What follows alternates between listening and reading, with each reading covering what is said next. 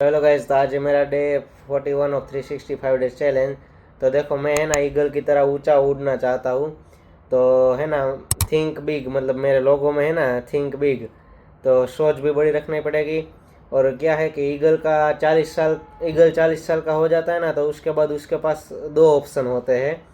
या तो वो मर जाए, और या तो वो अपनी नई लाइफ जीन चालू करे, कि वो दर्द से अपना नाखून काटे, अपनी चोंच काटे और अपना पंख जो निकाले। क्योंकि ना तो वो उड़ने लायक होता है, ना तो वो कुछ शिकार करने लायक होता है, और ना तो चलने लायक होता है। ऐसा पंख, नाखून और चोंच हो जाता है।